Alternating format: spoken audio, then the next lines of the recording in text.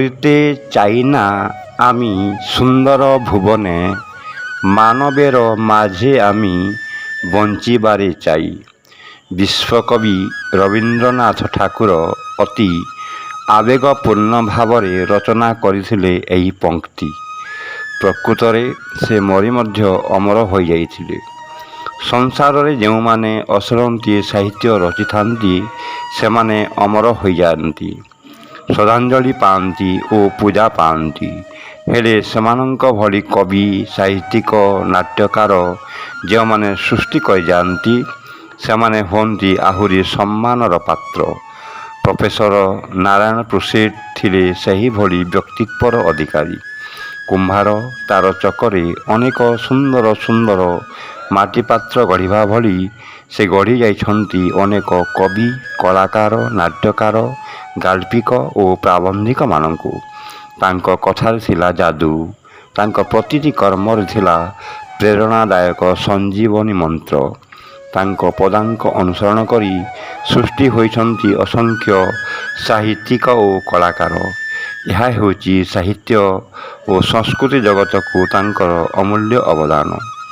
ପଦ୍ମପୁରର ଆଗାମୀ ସାହିତ୍ୟ ସଂସଦ ତାଙ୍କ ଦ୍ୱାରା ପ୍ରତିଷ୍ଠିତ ଏକ ସାହିତ୍ୟ ସଂଗଠନ। ଆଲୋକିତ ଦିଗ୍ବଳୟ, ଅନ୍ଧକାର କେବେ ବି ସ୍ପର୍ଶ କରିପାରୁନଥିବା ଦିଗ୍ବଳୟ ଆପଣ। ଆପଣଙ୍କ ହାତ ଆଉଁସାରେ ଘାସମାନେ ଦ୍ରୁମ ତ ଦ୍ରୁମମାନେ ମହାଦ୍ରୁମ। ସେ ଦ୍ରୁମମାନଙ୍କ ଶବ୍ଦାଞ୍ଜଳି ହେଉ ଆପଣଙ୍କ ପାଇଁ ପୁଷ୍ପାଞ୍ଜଳି।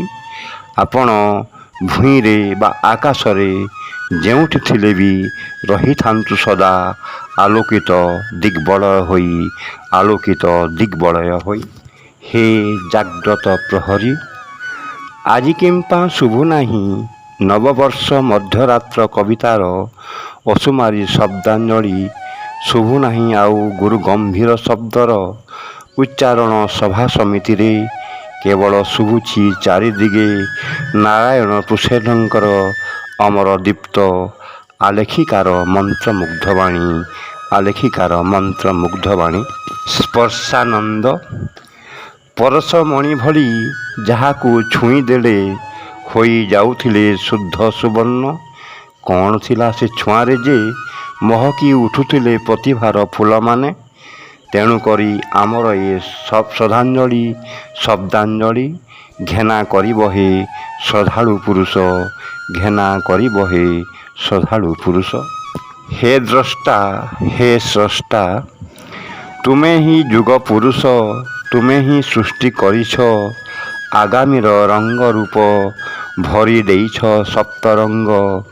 କାନଭାସକୁ ଦେଖି ରଙ୍ଗ ସହିତ ରଙ୍ଗେଇ ହେବା ପାଇଁ ଦେଇଛ ଅସୁମାରୀ ସ୍ୱପ୍ନର ଚିତ୍ରପଟ। ଧନ୍ୟ ତୁମେ, ଧନ୍ୟ ତୁମ ଆଶାର ଆଲୋକ ଆଜି ନାଚୁଛି ଆମ ଅଗଣାରେ। ବର୍ଷ ବର୍ଷ ଅତିକ୍ରାନ୍ତ ହେଲା ପରେ ବିଚିତ୍ର ବନ୍ୟା ହୋଇ ମରୀଚିକା ଭିତରେ ଓଏସିସ୍ର ସନ୍ଧାନ ମିଳୁ ଆଉ ଶାନ୍ତିରେ କବିତା ଲେଖୁ କବି। ବିଶ୍ୱ ମଧୁମୟ ହେଉ, ବିଶ୍ୱ ମଧୁମୟ ହେଉ।